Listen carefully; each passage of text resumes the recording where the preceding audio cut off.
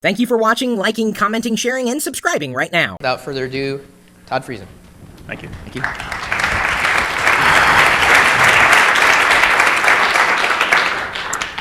All right, so yeah, I was a spammer, search engine spammer. I lived in a world where I sold Viagra and phentermine on the internet, and it was all about being number one on the search engines. It had nothing to do with email, so you can't be mad at me for that kind of stuff. And the reason that I actually started hassling Chris is when we did that little interview, he started actually ranking really highly for my Oilman name, which has been my name online for about 10 years now through different forums and Twitter and all that kind of stuff. And for about 5 years, we've been back and forth about, you know, coming to Gnomedex and speaking and all that kind of stuff. And this week, I won a free pass to attend. And yesterday, Chris goes, well, hey, cool, now that you're coming, you can speak. So, thanks, dude. It was exactly like that. But so anyway, so so I threw together some slides, and Chris just wants me, he doesn't want me to talk about SEO, which is what I do. I work for an agency, and I do SEO for companies like Nike and Neiman Marcus, See's Candies, that kind of thing, because that's all good, wholesome stuff. He wants me to just talk about all the old school badness that I used to do. So I'm just gonna rip through this deck really fast, and we'll get to Q&A, because that's actually the really much more fun part of it. So in my industry, in the search marketing world, spam is really our favorite saying is sites positioned above mine. And everybody thinks that, you know, anything ranking above them has got to be spam because, you know, clearly my website is the best for whatever it is that I sell. So I got a couple slides just on SEO, search engine optimization. It's all about the free traffic, everything under the paid ads on Google and Yahoo. The golden triangle, I'm assuming most of you have heard about this at this point. Company called Inquiro out of Kelowna, British Columbia, put together an eye tracking study and tracked where people look and where people click on a search result page. And, you know, obviously it just goes back to the, you know, kind of retarded proof that, yeah, you should be at the top of the search result page. 85% of people click on the free results, the natural results versus paid results. 72% of searchers click on the first link that interests them. 25% read everything, then choose one. And actually being in 7 through 10 about equals being in position 4. So if you're at the bottom of the page, you're actually almost better off than being in the middle of the page, because my theory is the advent of the wheel mouse, where you look at the page, scroll right down to the bottom, and you miss the whole middle of the page. So back in the early days of search engine spamming, it was all about what was on your page. And so you would see title tags that said Viagra 500 times and these meta descriptions in it, Viagra, Viagra, Viagra, and phentermine and all this kind of stuff all over the place. And because the search engines weren't able to look outside of what was on any specific page to see how it related to the rest of the internet. So along comes Google. Google goes, we're going to solve this problem, because it was a problem. You could just spam, it was ugly. Guys like me were just messing up search results all over the place. So Google comes along and says, we invented PageRank. PageRank is going to solve, there's going to be no more spam. I think it was Sergey Brin actually got up and said, there will now no longer be spam. PageRank solves all the problem. Well, PageRank is a, you know, logarithmic, crazy ass, huge number that some of you who are much smarter than me probably understand, like protein guy, he probably can calculate that. Honestly, see, I'm sitting here listening to everybody, you know, maker bots and protein. I'm going, man, I'm the dumb guy in the room. But anyway, so they come out with this thing. They calculate it, and it's all based on some outside factors, what's on the page, all these things go into this calculation. They go, this is going to solve everything. There was one massive flaw in it. PageRank trickles down. And so they'd go out, when PageRank came out, they'd give some site a PageRank 8 or a PageRank 9. Well, I would phone the owner of that site. Go, hey, dude, I'll give you $1,000 if you put a link on your website that says, click here to buy Viagra, and point it to my website. About a week later, my website's now number 1 for buy Viagra. So, way to go, Google, you really solved the problem. And this is just a whole bunch of crap about how that doesn't really work anymore. So what we've moved on to now is the extension of PageRank, and what we have is now link-based algorithms, which has gone away from saying, if you have a PageRank 8 and you link to something, that site will have a PageRank 7, which was roughly how it worked. What we have now is a more aggregated look at all the links that point to a website. And you can go look at this stuff. If you go to Google and type in link:whatever.com, Google will tell you a sampling of the links pointing to it and so forth. And so they said, well, we'll dumb down PageRank, we'll make it a much smaller part of the overall algorithm, and we'll just go with links. And it kind of got to the point of he who has the most links wins, because it's kind of like votes. If you get more votes, you win. Obviously, all the spammers are jumping up and down, clapping their hands, going, well, I just need more links. So now we're going to start getting into what I did for a number of years before I reformed my ways, and now we're... Everybody familiar with the white hat, black hat thing in search marketing? White hat, you know, the good cowboys, black hat, the bad cowboys. I was a black hat. I was one of the original vocal black hats that liked to talk about it because everybody was afraid to, and I'm like, I'll talk about it. So now you get the history of all the different kinds of spam. And this is one of the things that Chris and I talked about the very first time we ever met. RSS, really simple. Stealing, really simple stealing. We used to spend hours copying pages. I would hire guys to write bots that would go out and scrape content for me. Go search the Google search results for stuff, go get that content, mash it around, import it. And then somebody came along and said, hey, here's all our content, and we're going to package it up and put a little bow on it for you. We went, well, thank you so much. And then along came WordPress, and we just click, click, click, bam, look, there's a blog. So, you know, that was one of the first roads that we started down, was basically stealing all you bloggers' content to create things like splogs, spam blogs.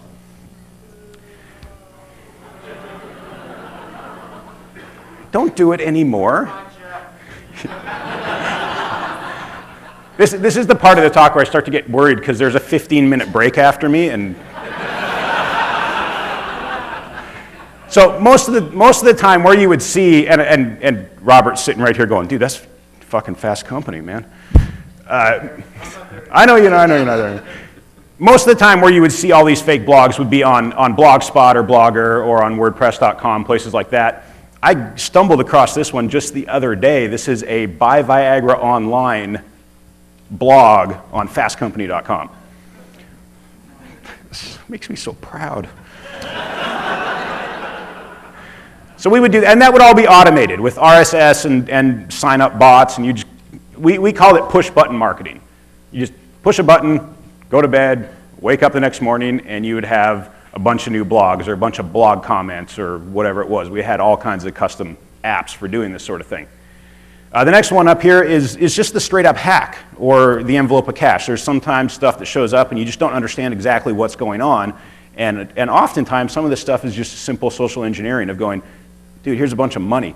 The very bottom result on this screenshot is the YMCA, the Central Florida YMCA. Xanax, free shipping, buy Xanax, Valium. And the URL is like one of their program pages. If you change the number, it's like page ID 207. If you change that to like page ID 18, it's like their, you know, Little Nemo swimming class. So something's going on here.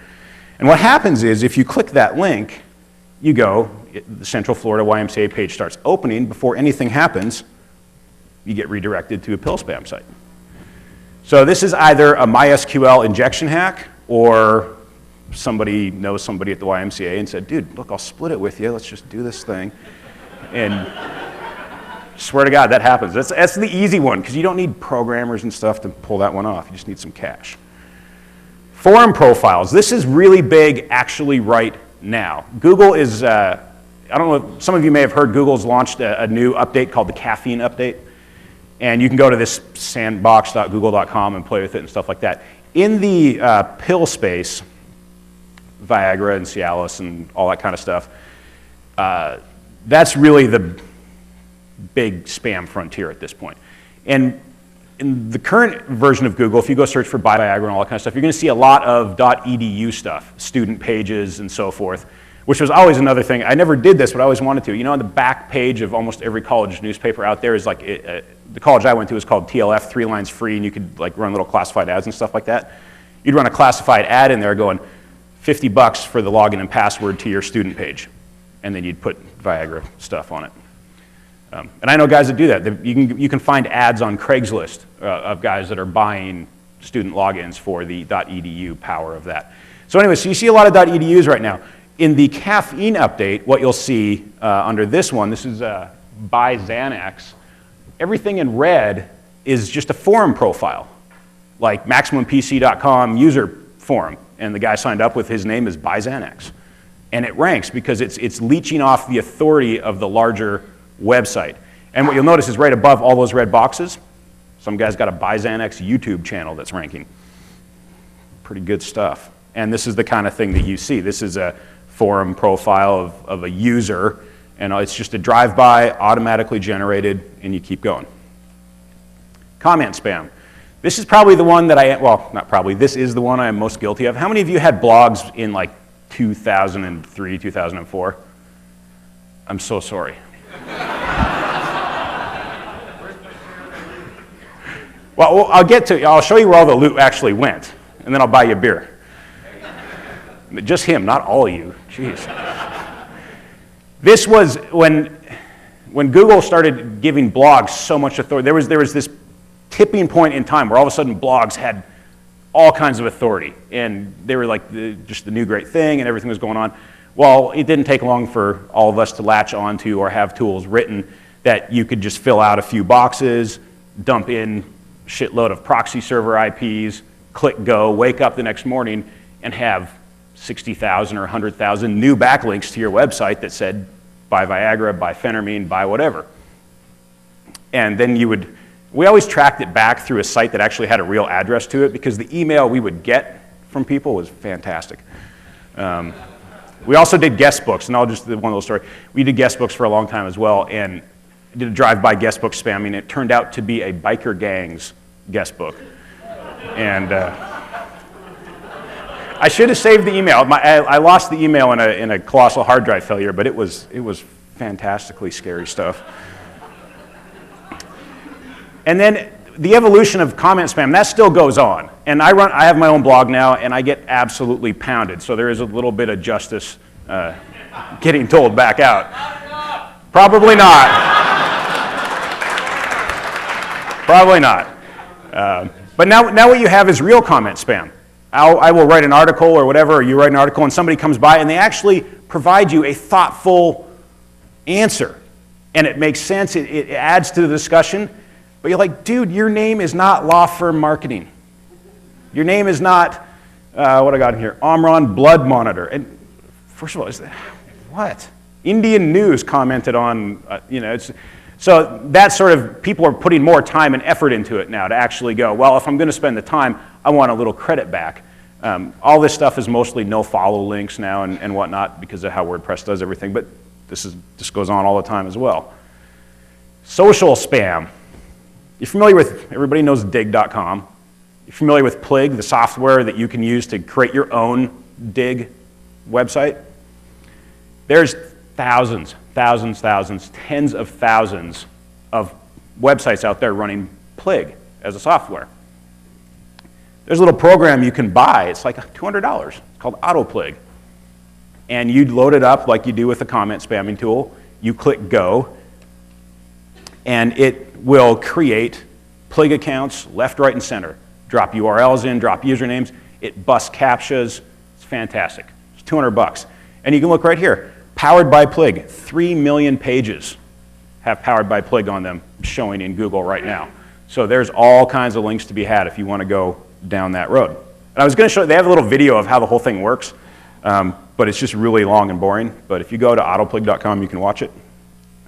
Cross-site scripting. This one was always fun because, I mean, this one could get actually really scary on some legal grounds. But the basic concept of cross-site scripting is open scripts on other websites that you can manipulate to get your content into that site. This is a site out of Denmark, and what you can see, it says cheap flights in there. And if you look in the search box, what we've done is searched for an HTML string. And then the website automatically just takes that HTML and drops it back in as the search query, and you get it rendering properly because it's an HTML. So it's a very insecure search form. There's all this kind of stuff out there. You can go, you used to be able to have a, whatever link you want. We had buy Viagra links on Seagate.com. Sony had an open search box like this where you could dump it in. If you want to have fun, you can dump it in hex if you want. It's good. It's kind of good times. So, and now moving on to, more of the current stuff, Twitter spam. I do have 2 Twitter accounts. One has nothing going with it at all. It's I want an account that I can rant at people without being me. So I've registered that, and I haven't done it yet. But I do have my one just account. But if you get on Twitter, you see all the time, there's all kinds of stuff going on. Real-time search is actually going to be very problematic. It's what all the search engines are trying to grasp onto right now is real-time search. How can we be more current with news? How can we be more current with Twitter? The stream of data from Twitter is too big for Google to even suck up and re-release into their results properly. But that's the nut everybody's trying to crack. Well, all the spammers are all over this because it's just straight up reverse chronological order. So you can keep whatever you want at the top of a search result for anything you want. Then you have all the trending topics, which are being hand edited right now because they're being so abused. So you look at this search for buy Viagra, and there's a buy Viagra Twitter guy that is constantly tweeting the same thing just to stay at the top of those search results. The next type of Twitter spam are these people that just, all the MLM stuff where they just follow you, and they get a ton of followers back. I mean, this gal has tweeted, well, it's probably not a gal, it's probably some, really ugly dude in the basement somewhere. But 360 followers tweeted 5,700 times, and it's pure garbage, and tweeting at people's names so that you notice it. Well, and that's the other thing with Twitter. I figure half of Twitter is not even real people, but at least probably half. But it is. I mean, and a lot of the bots are what you get responding to you. This is my favorite, the real Trump. He's got the little verified logo put into his background and everything. It's all total bullshit, and the whole thing is just complete adding people. But he's got 1,400 followers, people that just are auto-following back, because a lot of people auto-follow just because, even if they're not bots. It's just they're trying to play the game. The one thing with the real Trump that's actually kind of cool that you don't see here, but you do see it in TweetDeck, is he puts a hard return after all the names. So when his tweet comes across in your replies column, it's like 4 tweets tall, and you can't not notice it. It's kind of interesting. I'd never seen that before until the other day. And then you have your straight-up autoresponder bots. I had tweeted something about like hosting a party, and I got 2 responses back-to-back, the exact same text, 2 different usernames, going, hey, check out our great hosting service, which is not even relevant. It's just a really, really poorly designed bot. But this is the frontier. We're moving away from just being at the top of search results. We're moving at being at the top of everywhere where you can't get away from it. Social profile spam. This is a friend of mine runs this site. It's called noam.com. You can go there. You can put in your username or your name, and you can go look at about 120 different social networks and see if your username has been taken or not. That's the whole point of it. What people are doing, though, is I put Viagra in here, and you can see all of the red places where the username Viagra has been taken on, credible, active social networks. And then you get stuff like this. Oh, look, LinkedIn, Levitra Online, buy cheap Levitra. And he's like connecting to people and everything. It's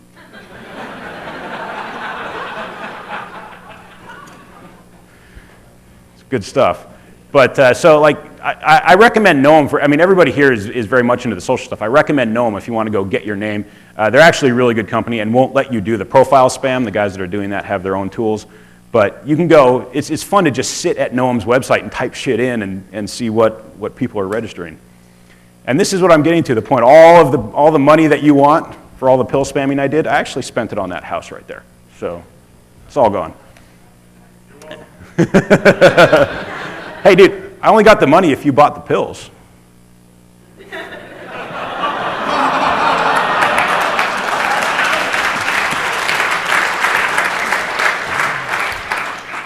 I went through that really quick, so hopefully we can spend some time on questions. This is who I am, Oilman on Twitter. If you want my contact information, text Oilman to 50500, and you will get all my information sent right back to you. And this is okay. So if I show up at the bar tonight, am I safe?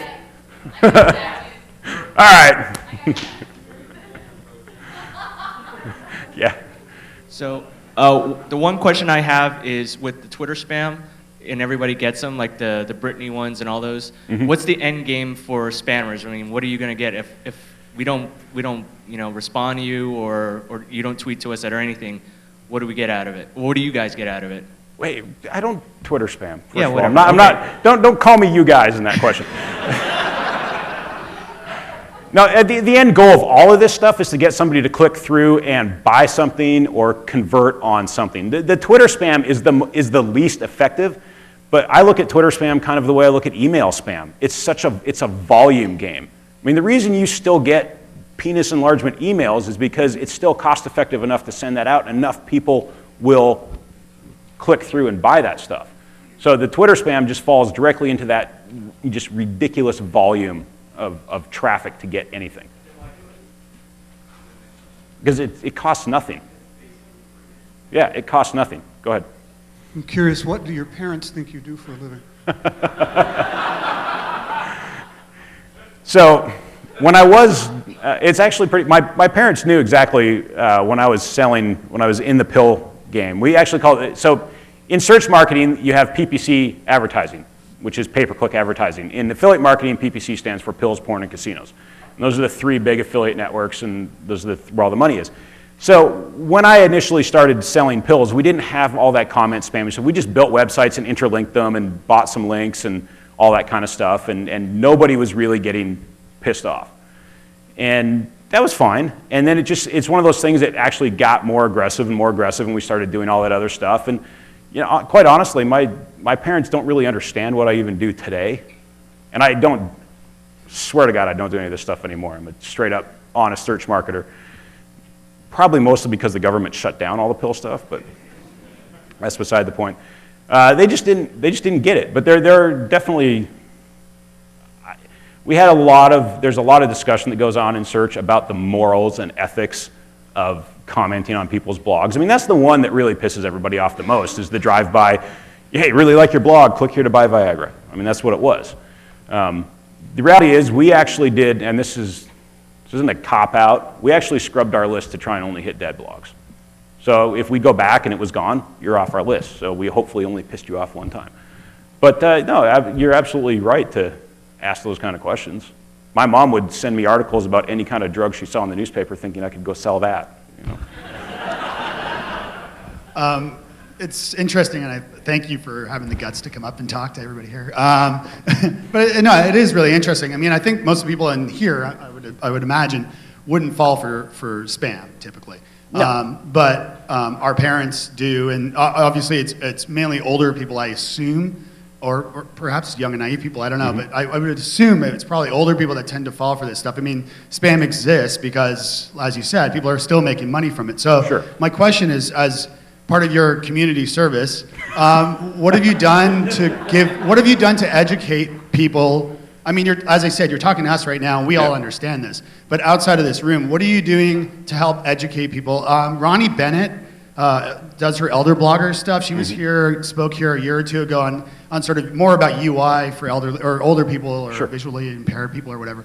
But she would be a perfect person for you to connect with, maybe do some guest posts on her blog, educating older people about how to avoid spam.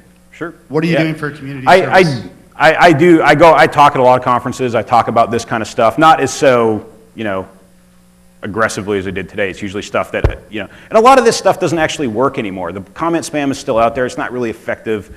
Actually, I just got quoted at a conference last week where I said, you know what, you actually need to create real content, which is something I never thought I'd say in my life. But, here's where we are. I would love to be involved with some of that kind of stuff. Like I say, I didn't do email spam. I don't do Twitter spam. I don't do anything that dupes people. I absolutely do. Everything I did was about just having my website that sold Viagra be at the top of the search results. And we used to get into arguments with like a guy like Matt Cutts from Google. I'd say, look, I'm at the top of the search results for buy Viagra. You go to my website, you can get Viagra. It's a competitive price. It shows up in 2 days in a nice little brown box in your mailbox. The user's happy. I'm happy because I got paid. Google's happy, should be happy because they had a great user experience. The person found what they were looking for. Why do you care so much how I got to the top of the search results? Because Google wants to stop all of this kind of stuff from influencing their search results. So we would have all those kinds of discussions. But yeah, I absolutely do know a lot about it, and I would love to, if you want to give me that lady's name again, I'd love to write about that kind of stuff. Anything else? Can we get the microphone over here? Here it comes. Other side. You said that you don't do these things any longer. What caused you to stop? A couple of things. So when the pill game, and that's where I did most of this. I never got into the casino stuff or the adult side of it. I sold just the prescription medication. And when it started out, it was like hair loss medication, Viagra, diet pills, birth control pills, all fairly benign sort of stuff that wasn't like addictive and so forth. And then the online pharmacies started getting a lot more greedy and started pushing the envelope in what they would sell. And all of a sudden one day you could get Xanax and Paxil and Prozac and Vicodin and Oxycontin and all this Valium, all this stuff became available online. And about that time the FDA and the DEA started paying attention to what we were doing, and they started actually kicking in doors and shutting down pharmacies. And we wound up at a point where we just didn't even have suppliers for the traffic that we had. And about the same time, I'm sitting in my, and it's so stereotypical, I sat in the basement and I wore my bathrobe pretty much all day, and I just watched TV and refreshed my stats and built websites, and it was, my wife would come home and she'd go, "Okay, you stink, take a shower." And so right about that time, and everything was winding down as far as that, I was getting burned out on it, because it's the same thing. It was a churn and burn mentality. We'd go through website after website after website, because Google would find them and kick them out every single time. And I got to a point of, there wasn't anybody to fulfill the traffic I had, and I'm sitting in my basement going, okay, I'm like 29 years old, I have this nice business degree, I should think about a career, and so I reformed my ways and joined a large marketing agency and, started going after that to actually have a career. I couldn't see what I was going to be doing 10 years down the road. So it was a bit of an actual, life moment, I suppose. I think we got time for maybe one more question down here in the front. Do we have a microphone?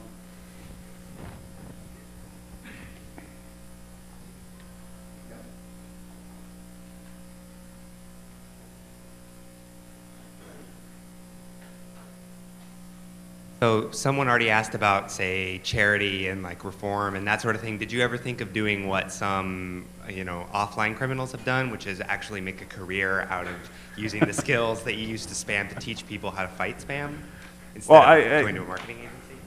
I think criminal was a very strong word in that whole question.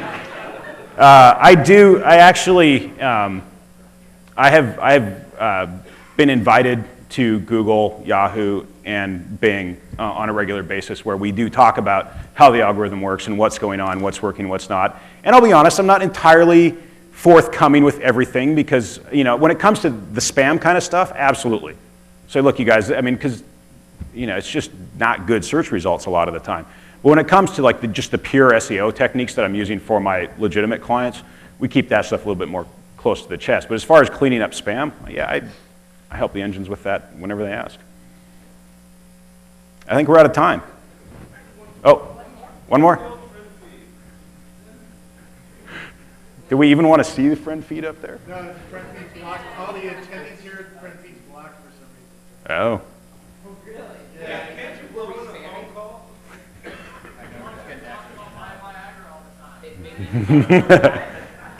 Was there one more question you wanted?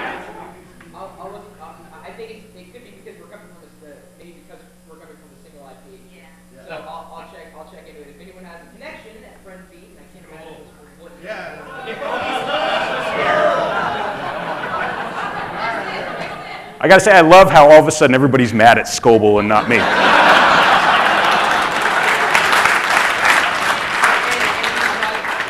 the way, the Gnomedex tag is being spammed on Twitter right now. So I was tweeting to all my search friends to come and watch the stream, and they might be wreaking a little havoc with all of this. Yeah. I think we're good, though. I think we're good. All right, thank you, everybody.